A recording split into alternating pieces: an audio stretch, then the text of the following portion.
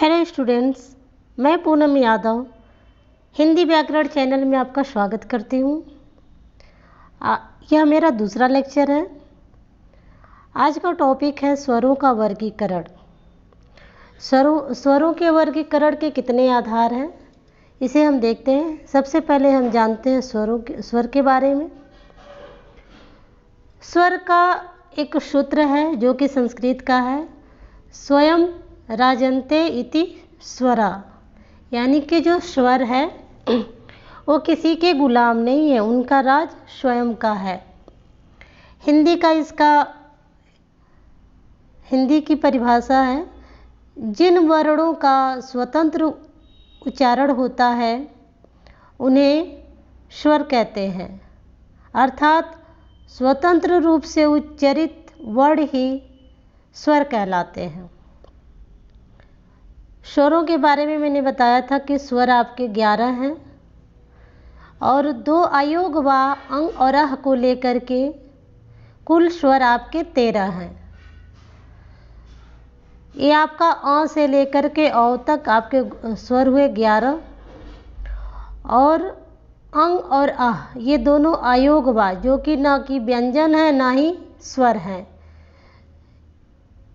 ये दोनों मिला करके यदि आपका क्वेश्चन आता है कि कुल स्वर कितने हैं, तो कुल स्वर आपके 13 हैं। क्वेश्चन आता है स्वर कितने हैं, तो आपके कुल स्वर 11 हैं। ये जो आपका अयोग वाह में जो अनुस्वार है, इसका 2 आधार से प्रयोग होता है। एक तो अनुस्वार के रूप में होता है और दूसरा होता है अनुनासिक के रूप में। तो अनुस्वार के रूप में जैसे आपका है कंठ, चंद्रमा, और अनुनासिक के रूप में आपका है चाँद, मुंह, और ये आपका जो अह है जिसमें ह का उच्चारण आता है, ये आपका संस्कृत में यूज होता है, इसे विसर्ग कहते हैं। जैसे प्रातः, प्रायः, इस तरह के जो शब्द होते हैं ये विसर्ग से बने हुए शब्द होते हैं। आगे हम देखते हैं स्वर भेद। तो स्वर भेद के 5 आधार हैं। स्वर भेद के कुल 5 आधार हैं और वो आधार कौन कौन से हैं। पहले आधार में हम देखते हैं उत्पत्ति, रचना या बनावट के आधार पर। इसका जो पहला आधार है स्वर भेद का, ये हेडिंग है, ये आपको कंफ्यूज करने के लिए पूछेगा। 3 तरीके से पूछेगा। उत्पत्ति के आधार पर स्वर भेद कितने हैं, रचना के आधार पर स्वर भेद कितने हैं, बनावट के आधार पर स्वर भेद कितने हैं। तो ये तीनों क्वेश्चन का आंसर एक ही है, यानी उत्पत्ति, रचना या बनावट। तो समझिए कि एक ही तरीके से पूछा गया है। अभी हमें देखते हैं कि रचना या बनावट के आधार पे स्वर 3 प्रकार के हैं। नंबर 1 है ह्रस्व, जिसे लघु या मूल स्वर कहते हैं। दूसरी हेडिंग है दीर्घ, जिसे मूल दीर्घ स्वर भी कहते हैं। आपकी इसमें तीसरी हेडिंग है संयुक्त स्वर। तो जैसे एक एक को हम देखते हैं। ह्रस्व स्वर पहली हेडिंग है, इस पे हम देखते हैं, फोकस करते हैं ह्रस्व स्वर पे। ह्रस्व स्वर कुल आपके 4 हैं, अ, ई, उ, री। ये आपके 4 ह्रस्व या लघु या मूल स्वर हैं। इनकी उत्पत्ति स्वयं हुई है। मूल स्वरों से ही दीर्घ या संयुक्त स्वरों का निर्माण हुआ है, यानी कि जो मूल स्वर हैं वो आपके 4 ही हैं और इन्हीं चारों से मिलकर के आपके दीर्घ स्वर और संयुक्त स्वर बनते हैं। वो किस तरीके से बनते हैं हम आगे देखते हैं। अगली आपकी हेडिंग है दीर्घ स्वर, दीर्घ या मूल दीर्घ स्वर। इस आपके जो दीर्घ स्वर हैं वो आपके 3 हैं, आ, ई, उ, यानी कि बड़ा आ, बड़ी ई या बड़ा ऊ, जो कि दो हर्ष स्वर से मिलकर के बना है। आ प्लस अ मिलकर के आ, ई प्लस ई, सॉरी इसमें मैंने बड़ी ई लिख दिया है। तो ये दो हर्ष स्वर मिलकर के मूल दीर्घ स्वर का निर्माण करते हैं ई, और ये आपके दो हर्ष स्वर ऊ और प्लस ऊ मिलकर के बनते हैं बनता आपका दीर्घ ऊ। तो आपके मूल दीर्घ स्वर 3 हैं। इनका निर्माण भी आपने देख लिया कि किस तरह से इनका निर्माण हुआ है। ये सजाती स्वर भी हैं, क्योंकि इनके निर्माण में एक ही जाति के स्वरों का उपयोग हुआ है। अगला हम देखते हैं संयुक्त स्वर। संयुक्त स्वर में इसे हम विजातीय भी कहते हैं, इसे आप नोट कर लीजिए। संयुक्त स्वर को विजातीय स्वर भी कहते हैं, क्योंकि ये दो जातियों के वर्णों से मिलकर के बनते हैं। अब ये किस प्रकार बनते हैं, ये कैसे बनता है? अ प्लस ई से ए का निर्माण होता है, अ प्लस ए से ऐ का निर्माण होता है, अ प्लस ऊ से ओ का निर्माण होता है, तथा अ प्लस ओ से औ का निर्माण होता है। और ये इसमें देखिए असमान स्वरों के मेल से निर्मित होते हैं, इसलिए इनको विजातीय कहते हैं। ये आपके 4 हैं, ए, ऐ, ओ, औ, यानी कि विजातीय स्वर आपके 4 हुए। आपके सजातीय स्वर 3 हुए, और आपके ह्रस्व लघु या मूल स्वर कितने हुए? 4 हुए। तो ये तो रहा आपका पहला आधार। अब स्वर भेद का नेक्स्ट आधार देखते हैं हम।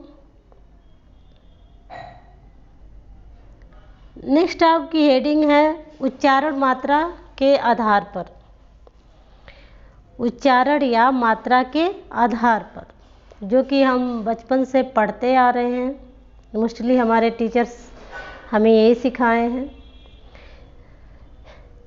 उच्चारण या मात्रा के आधार पर भी आप स्वर जो है 3 प्रकार के होते हैं, लघु या ह्रस्व स्वर, दीर्घ, गुरु या द्विमात्रिक स्वर। और आपकी तीसरी हेडिंग है प्लुत या लुप्त स्वर। तो मैं अलग जो भी क्वेश्चन पूछे जाते हैं, इसलिए मैंने सबके नाम डाल दिए हैं ताकि आप कंफ्यूज ना हो। अगर क्वेश्चन पूछ दे आपका ये दीर्घ स्वर कौन से हैं, या गुरु स्वर कौन से हैं, या द्विमात्रिक स्वर कौन से हैं, तो इसको आप समझिएगा ये आपके आ से लेकर के औ तक हैं। एक एक को देखते हैं हम। इसमें हम देखते हैं उच्चारण या मात्रा के आधार पर। पहला आप देखते हैं लघु या ह्रस्व स्वरों को, तो ये 4 ही हैं, सेम उसी की तरह, बनावट की तरह। और इनके उच्चारण में एक मात्रा का समय लगता है। जो लघु या ह्रस्व स्वर हैं, इनके उच्चारण में एक मात्रा का समय लगता है। और ये आपके जो दीर्घ स्वर हैं, ये 2 मात्राओं के स्वर हैं, तो इनके उच्चारण में 2 मात्रा का समय लगता है। ये आपके हैं, ये आपके इसमें सजातीय और विजातीय दोनों प्लस हो जाते हैं। रचना या बनावट के आधार पे मैंने जो बताए थे, सजातीय और विजातीय, मूल दीर्घ स्वर और संयुक्त स्वर, तो ये दोनों प्लस हो करके आपके 7 उच्चारण या मात्रा के आधार पे आपके 7 हैं, जिनके उच्चारण में 2 मात्रा का समय लगता है। आ, ई, ऊ, ए, ऐ, ओ, औ। नेक्स्ट है आपका इसका तीसरा वाला प्लुत या लुप्त। अब प्लुत को लुप्त स्वर करके भी पूछता है, तो आप कंफ्यूज ना होंगे। प्लुत को पूछ रहा है या लुप्त को पूछ रहा है, तो क्वेश्चन आपका एक ही पूछ रहा है। और इसमें जो है ये पुकारने के लिए इसका प्रयोग होता है, और यह इसके आकृति से बना होता है। जैसे हम लिखते हैं राम, तो रा लिख करके अगर बीच में एस बना हुआ है, फिर म लिखा हुआ है, तो यानी कि हम उसे पढ़ेंगे राम। यानी कि प्लुत या लुप्त स्वर के उच्चारण में 2 मात्रा से अधिक या 3 मात्रा का समय लगता है। और इसका हिंदी में प्रयोग नहीं होता है, ये इसका प्रयोग संस्कृत में ही होता है। इसमें पढ़ा नहीं जाना चाहिए, हो सकता है आगे चल करके कुछ चेंज हो, लेकिन अगर क्वेश्चन आता है तो आपको जानना है। तो दो आधार हो गए आपके, स्वर भेद के दो आधार हमने देख लिए। हम नेक्स्ट आधार देखते हैं। नेक्स्ट आधार है आपका जीव की क्रियाशीलता के आधार पर। तो जीव की क्रियाशीलता के आधार पर स्वर भेद 3 प्रकार के हैं। जो जीव का अगला भाग जिनके उच्चारण में यूज होता है उन्हें अग्रस्वर कहते हैं, और ये आपके 4 हैं, ई, ए, आप उच्चारण करके देख लें। जब हम इनका उच्चारण कर रहे हैं तो इसमें जीव का अगला भाग प्रयोग में आ रहा है, ई, ए। और जो मध्य स्वर है वह एक ही है, अ।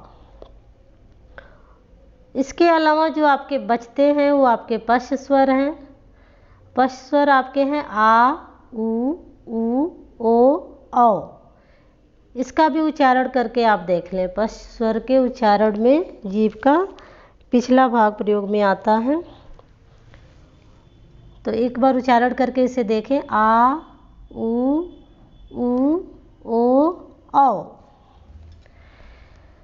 अब स्वर भेद का जो अगला आधार है चौथा, इसे हम देखते हैं मुख द्वार खुलने के आधार पर।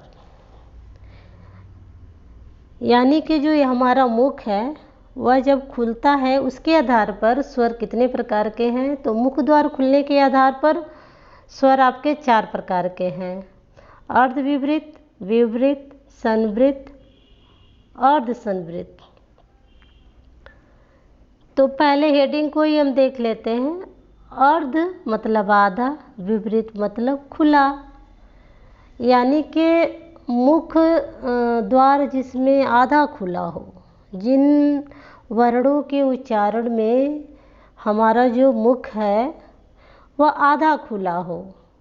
और ये आपके 3 हैं, अ, ए, औ। ये 3 वर्ड हैं आपके, अ, ए, औ।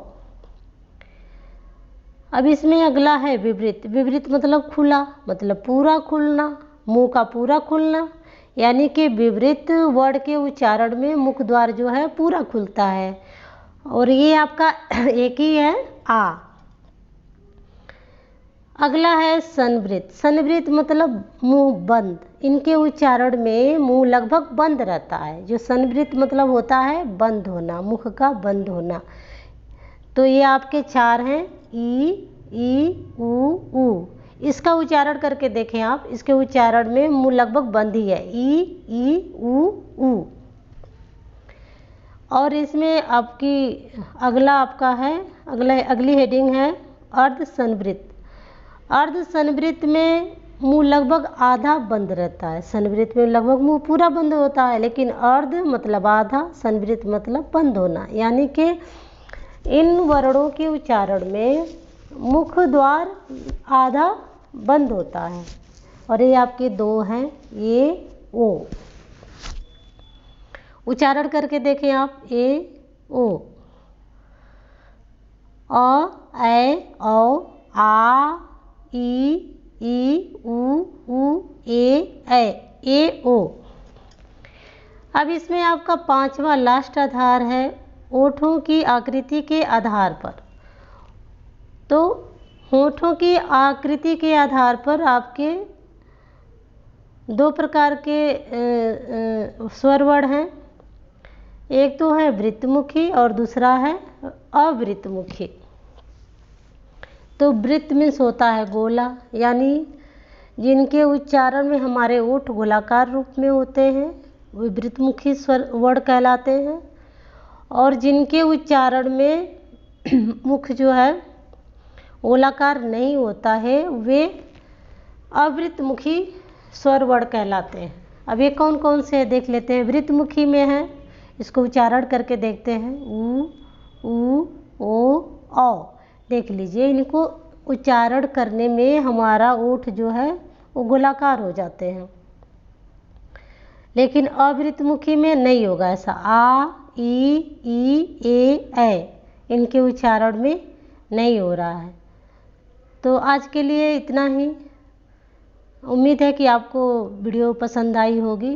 तो एक बार लाइक का बटन ज़रूर प्रेस करें और सब्सक्राइब करें। Thank you.